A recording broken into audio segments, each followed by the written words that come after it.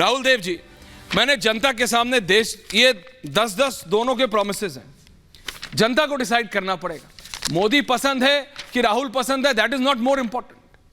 जो ज्यादा जरूरी है कि किसने डिलीवर किया है। ऐसा तो नहीं कि मैंने चांद सितारे आपको वादा कर दिया और डिलीवर कुछ नहीं कर पा रहा हूं, चाहे वो कोई भी हो। तो इसका निर्णय को तो जनता को करना है ना, क्योंकि राहुल देव जी हमेशा कहते हैं और पंकज शर्मा जी हमेशा कहते हैं कि देखो ये बीजेपी सिर्फ बोल देती है, करती नहीं। पंकज शर्मा जी, अगर बीजेपी सिर्फ बोल देती है और करती नहीं तो फिर जनता वोट क्यों करती है उनके लिए? शिवराज सिंह चौहान की मध्य प्रदेश में कितने साल सरकार रही, उसके बाद भी उनको जिता दिया। अभी देख लेते हैं 24 के इलेक्शन में मध्य प्रदेश में क्या हाल। छत्तीसगढ़ में तो आपकी सरकार थी, कांग्रेस की। आपने कहा कि भैया भूपेश बघेल ने ऐसा काम किया है कि जनता ने सुपड़ा साफ कर दिया। तो जनता काम पे वोट देती है। अब मैंने इसीलिए ये 10-10 योजनाएं रखी, and let the people of this country decide, Pankaj Sharma ji, कि उनके लिए क्या सही है। पंकज जी, आपसे शुरू कर रहा हूं, फिर राहुल जी। हाँ, अच्छा है, जनता ही तय करती है और हमेशा जनता को ही तय करना चाहिए और जनता ही इस बार भी तय करेगी। अब जनता, आपने कहा क्यों वोट दे देती है। देखिए, असलियत तो ये है कि 10 साल में जो वादे हैं, 2014 में जो वादे किए गए थे उनमें से कितने पूरे हुए, इसकी सूची आप बताइए। फिर 2019 में जो वादे किए थे उनमें से कितने पूरे हुए, इसकी सूची बताइए। तो आप पाएंगे कि जितने भी महत्वपूर्ण वादे थे उनमें से एक भी पूरा नहीं हुआ। आपने पूछा फिर भी जनता वोट क्यों कर देती है। जनता इसलिए वोट कर देती है कि जनता मासूम है, जनता को लगता है चलिए इस बार नहीं हुआ, शायद अगली बार वादे पूरे हो जाएंगे। लेकिन इस तरह बार बार काठ की हांडी चढ़ नहीं पाती है। 2024 का ये जो चुनाव हो रहा है, इसमें भारतीय जनता पार्टी की हड़बड़ी और हताशा ये बता रही है, और जिस तरह 195 उम्मीदवारों की पहली सूची जारी हुई है, उससे ये साफ हो गया है कि भारतीय जनता पार्टी भीतर से बहुत संकट में है। उसको ये महसूस हो गया है कि जनता अब उसके साथ उस तरह नहीं है जिस तरह की एक ज़माने में थी। और नरेंद्र भाई मोदी की भी लोकप्रियता का ग्राफ गिर गया है।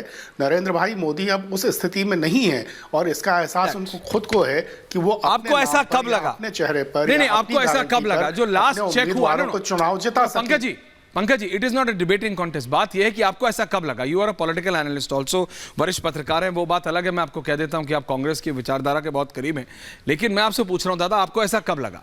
जब मध्य प्रदेश में बीजेपी जीती तब आपको ऐसा लगा कि नरेंद्र मोदी की पॉपुलैरिटी गिर गई है, या जब भूपेश बघेल को हरा दिया, या जब अशोक गहलोत को राजस्थान में हरा दिया तब आपको ऐसा लगा कि नरेंद्र मोदी की पॉपुलैरिटी गिर गई है और राहुल गांधी की पॉपुलैरिटी मोदी से ज्यादा हो गई? ऐसा विचित्र ख्याल आपके दिमाग में कब आया? ऐसा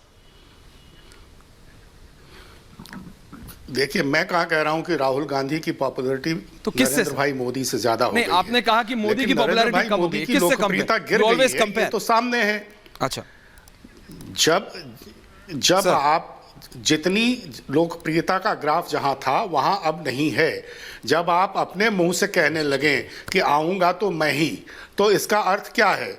जब आप खुद अपने मुंह से कहने लगे मोदी की गारंटी, मोदी की गारंटी, मोदी की गारंटी का मतलब है गारंटी की गारंटी।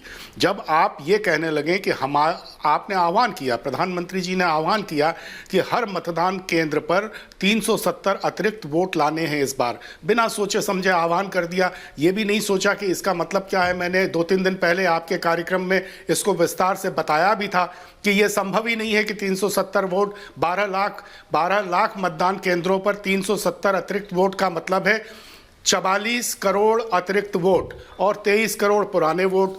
कितने हो गए? 70 करोड़ के आसपास वोट। तो ये सब बातें तब कही जाती हैं जब आपको लगता है कि हमारे पैर जमीन से उखड़ रहे हैं। तो इस बार चुनाव हवा में लड़ना चाहते हैं क्योंकि पैर जमीन से उखड़ गए हैं, और इस बार ये हवा का चुनाव हवाई होने वाला है। इस बार भारतीय जनता पार्टी को मालूम होगा कि उसकी असली स्थिति इस वक्त चुनाव के मैदान में क्या है। ओके, राहुल देव जी, जनता तो वादे पे करेगी ना, जनता को जो बेहतर भविष्य का वादा देगा उसे जिताएगी। ये थोड़ी, Rahul Dev ji, this is wrong window. Rahul Dev ji, देखिए, जनता कई कारणों से वोट देती है और कई बार वो कारण रहस्यमय होते हैं। कई बार परिणाम ऐसे आते हैं कि पुराने हम सबके आकलन ध्वस्त हो जाते हैं और कई बार वो हमारे आकलन के अनुसार परिणाम आते हैं, तो हर चुनाव एक अपने एक तिलिस्म होता है। जी। तो इसलिए उसमें कोई भविष्यवाणी करना मुझे नहीं लगता कि अभी कोई बहुत ज़रूरी चीज़ है। और कई कारणों से जनता वोट देती है। वो केवल हमारे और आपकी तरह जैसे आपने बनाया कि आपने 10 वादों की सूची इधर, 10 की सूची ऐसे लेकर, जनता ऐसे नहीं कर देती। आपने कहीं देखा क्या जनता ऐसे वोट करती है? नहीं करती। वो धीरे धीरे चीज़ों को समझती है, नेताओं को सुनती है, पार्टियों का व्यवहार देखती है, सरकारों का व्यवहार देखती है, फिर उसमें जाति के आस्थाएं आ जाती हैं, धर्म की आस्थाएं आ जाती हैं, आख्यान आ जाते हैं जनता की, और अलग अलग वर्गों की जनता की अपनी अपनी पसंद नापसंद आती है। बहुत सारे फैक्टर्स हैं जो कुल मिलाकर एक वोट में परिणत होते हैं। तो मैं किसी एक चीज़ से इस सूचियां बनाकर जनता वोट नहीं देगी। हम देखते हैं कि अलग अलग क्षेत्रों में, अलग अलग प्रदेशों में अलग अलग परिणाम आते हैं। तो ये कोई राष्ट्रीय चुनाव होता है लोकसभा का, लेकिन उसके बावजूद आपको भी पता है कि हर क्षेत्र का राजनीतिक व्यवहार अलग होता है, इतिहास अलग होता है, लोग अलग होते हैं और मुद्दे अलग होते हैं। तो इतना सरलीकरण हम ना करें लोकसभा चुनाव का, इतने विशाल और बहुधर्मी और बहुविविधतापूर्ण देश में, कि सब एक ही फार्मूला सब जगह चल जाए। ऐसा नहीं होता। तो अगर हम अलग अलग मुद्दों की बात करें, अलग अलग हम कारणों की बात करें, तो थोड़ी ज़्यादा सार्थक बहस हो सकती है। नहीं, बिल्कुल, और ऐसे होना चाहिए। इसलिए मैं आम आदमी पार्टी की नेत्री और फिर रतेंद्र भाटिया जी के पास भी जा रहा हूं, लेकिन मैं पहले आम आदमी की नेत्री और कांग्रेस और समाजवादी पार्टी के नेताओं के पास जा रहा हूं। अभिनंदिता जी, आप कह रहे हैं कि आप दिल्ली में हर महिला को 1000 रुपए देंगे, राइट? एम आई राइट और am I wrong? Yes, you right. आपके पास पैसा है, आपकी सरकार के पास पैसा है? क्योंकि लास्ट टाइम मुझे याद है कि जो वादा ऑलरेडी आपने किए हुए हैं आपकी सरकार ने दिल्ली में और पंजाब में, उसके लिए आपके दोनों मुख्यमंत्री, मतलब अरविंद केजरीवाल और मान साहब, दोनों दिल्ली को कहते पैसा नहीं, हमको और पैसे दो। तो जब आप पहले की स्कीम्स के लिए ही पैसे नहीं हैं, तो क्या ये सिर्फ चुनाव से पहले? आपको पता है 5 से 7 दिन, मैक्सिमम 10 दिन के अंदर चुनाव अनाउंस होने जा रहा है। क्या उसके लिए किया गया है, या you really mean it? And if you really mean it, तो आप पैसे कहां से लाएंगे, आपकी सरकार यानी? सबसे पहले मैं बहुत गर्व से सभी के साथ ये शेयर करना चाहती हूँ कि आपकी जो दिल्ली सरकार है वो एक ऐसी सरकार है जो डेफिसिट में नहीं है, जो मुनाफे में होती गई है। और बिल्कुल क्लियर इसकी मैथमेटिक्स है कि जब आपके लीकेजेस बंद होते हैं, जब आप साफ नियत से काम करते हो, जब आप एक साथ मिलके ऑफिसर्स और सरकार ने जिस तरह से इनक्रेडिबल कुछ काम किया, बहुत सारी रुकावटों के बावजूद भी, तो उसके बाद मैच सिंपल हो जाती है। जिस चीज को नरेंद्र मोदी जी खुद भी ऑफर कर रहे हैं अपना गारंटी बोल के, और जब दूसरों को मिलता है तो वो उसको रेवड़ी करके इंसल्ट करते हैं, वो हमारा राइट है।